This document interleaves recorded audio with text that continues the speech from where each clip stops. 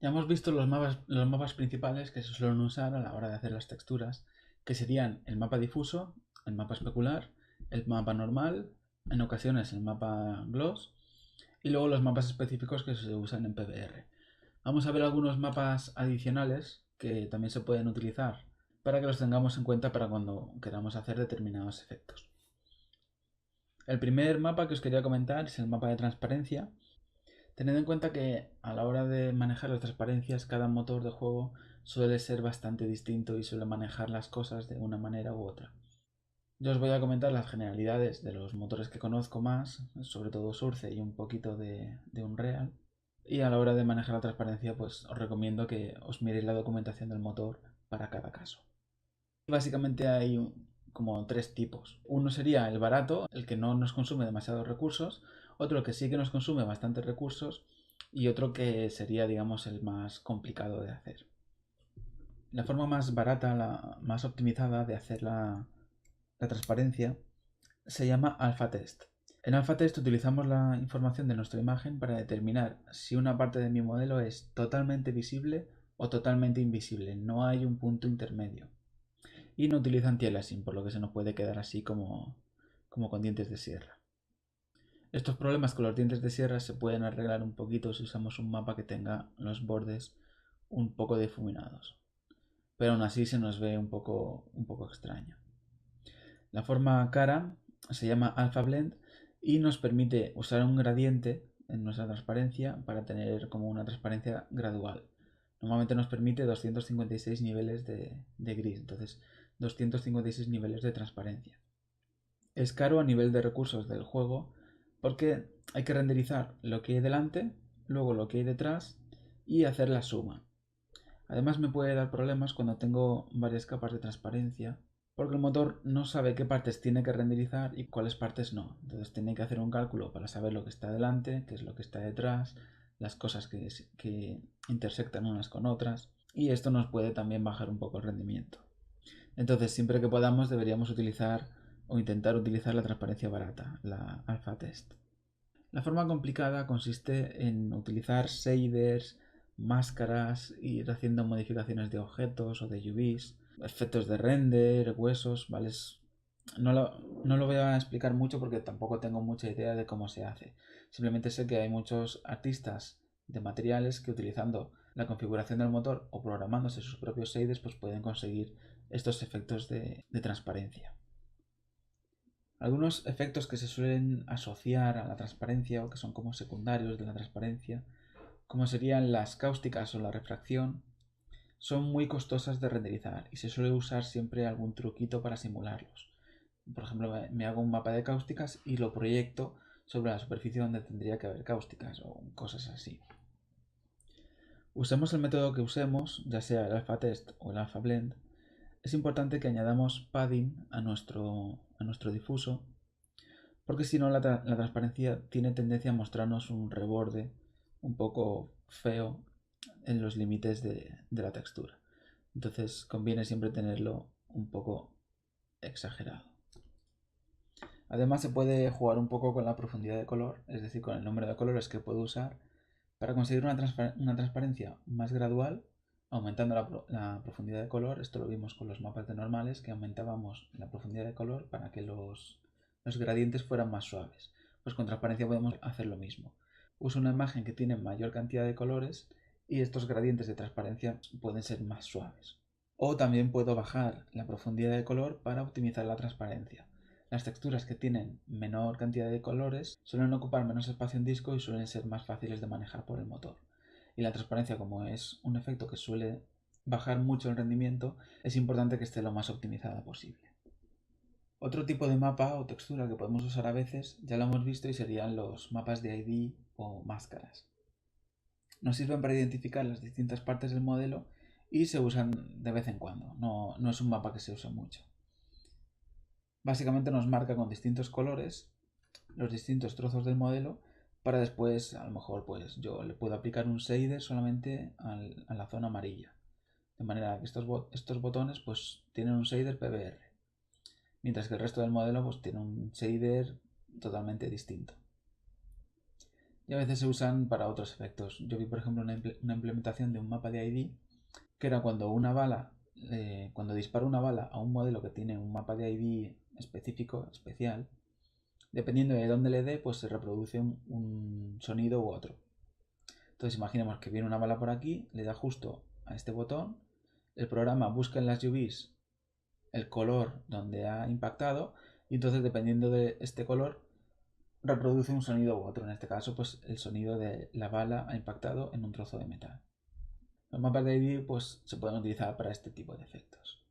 Para modelos realistas, sobre todo para personajes que quieren ser fotorrealistas o que buscamos una fidelidad muy grande, se pueden utilizar los mapas de Subsurface Scattering. Subsurface Scattering es un efecto que se produce cuando tengo un objeto que se interpone entre una luz y el observador, en este caso pues, sería la cámara. Y la luz se filtra a través del objeto en las zonas más finas o en las zonas más expuestas a la luz. Se usa sobre todo para la piel humana porque es así fina y transparente. Es un efecto que se nota sobre todo pues, cuando tengo las luces puestas de determinada manera. Y es un efecto bastante costoso de renderizar. Por eso no se utiliza demasiado. A la hora de hacer un mapa SSS, esto ya también depende un poco del motor, pero por lo general se usa siempre un mapa que te indica las zonas donde vas a tener este efecto más visible. Por lo general suele ser en la zona de las orejas y en la zona de las manos, porque son las que tienen la piel más fina, no tienen muchos músculos detrás. Bien. Y son las zonas donde más se produce este efecto. Y después se utilizan pues, distintas capas para determinar pues, cómo se va a ver por debajo este modelo. A nivel de programación, por lo que tengo entendido, este efecto es similar al de transparencia, solo que en vez de renderizar el objeto que yo tengo detrás, me renderizo un color o me renderizo uno de estos mapas. Es un efecto bastante costoso de renderizar, además no es muy apreciable normalmente a menos que tenga justo una luz como esta. Y muchas veces se utilizan algún truquito para simularla. Por ejemplo, un truquito que nosotros usamos en un juego consistía en vez de utilizar SSS, utilizábamos un Fresnel coloreado.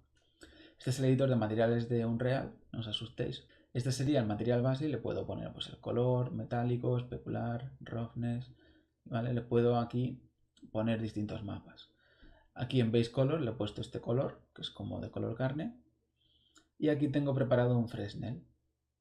Fresnel es el efecto este que vimos en clase con Fran y se refiere a cómo cambia la luz en el reborde en las zonas más extremas de mi modelo, porque en los ángulos más extremos mi modelo se comporta como un espejo. Pues bien, yo este Fresnel me lo puedo editar, lo puedo colorear para que se me genere un efecto que es parecido al SSS. ¿Veis? Y se me genera pues como si tuviese una luz detrás que me está atravesando este material.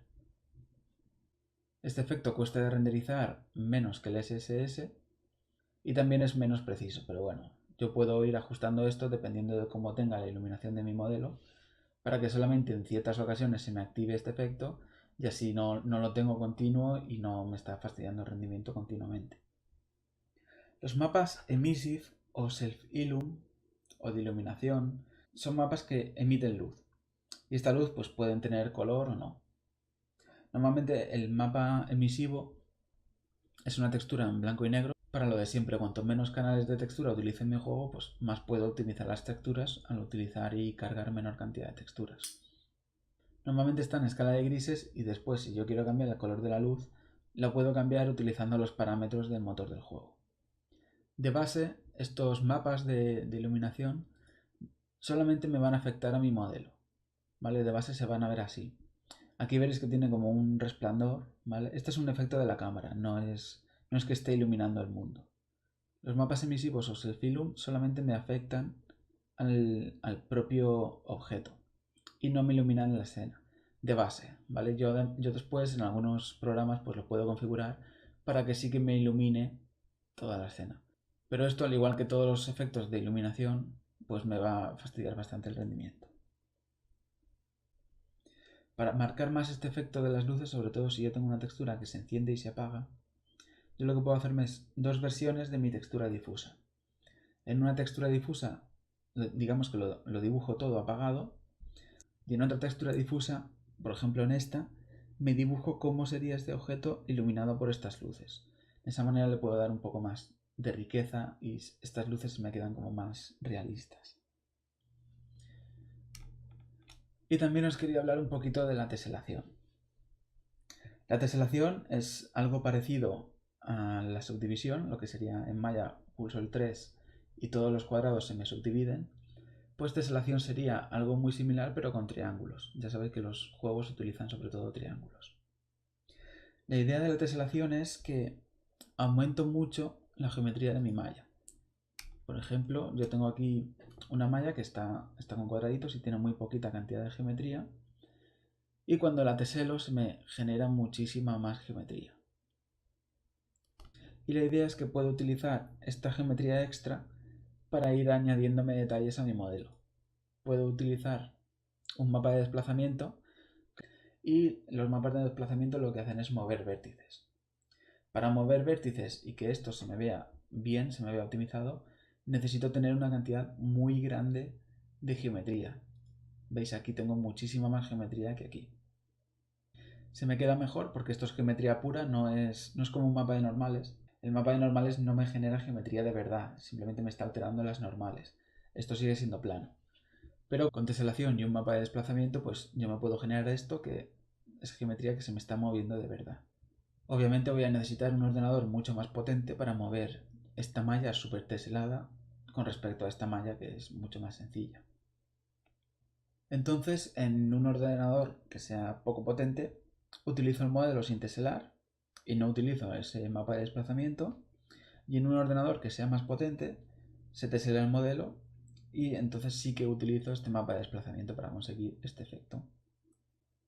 Además, yo puedo modelarme todo esto, hacer un high poly y me genero un mapa de normal para aplicar sobre esta superficie lisa y un mapa de desplazamiento para generarme esta superficie con todos estos relieves. La tecnología de teselación salió hace unos años, no sé si con DirectX 11 o así, y en teoría está muy bien porque te permite tener estos gráficos tan chulos o tener unos gráficos más limitados para cuando tengo un ordenador menos potente, pero tiene un problema bastante grande. Y es que la tecnología para usar esta teselación y que el ordenador funcione bien, que no tenga problemas de rendimiento, es propiedad de Nvidia. Y Nvidia cobra por utilizar esto. Además, solamente funciona bien con tarjetas Nvidia. Entonces, hacer un juego para que solamente funcione bien en la mitad de ordenadores, pues las compañías no quieren y por eso teselación no se usa demasiado. Aparte de todos estos mapas que hemos visto, podemos utilizar muchísimos otros e incluso nos podemos inventar nuestros propios mapas. Yo qué sé, imaginaos que estamos trabajando con un programador que quiere hacerle sudor a un personaje, pues os inventáis un mapa de sudor, un mapa que os cambie las propiedades del modelo cuando el personaje lleve un buen rato andando. Realmente es muy flexible y se pueden inventar muchas técnicas y muchas estrategias para utilizar los mapas o las texturas para diversas funciones. Otro ejemplo que se me ocurre que he visto en algunos sitios es que imaginaos que tenéis un lago o un río y utilizando un mapa de flujo, lo llamaban, le iban diciendo al ordenador por dónde tenía que ir fluir ese río, digamos la velocidad que tiene que llevar el agua en cada momento y dónde tiene que generar el motor de juego todas esas olas y todos esos efectos gráficos de el agua está avanzando. Entonces es algo muy flexible y se pueden hacer muchísimos efectos utilizando las texturas.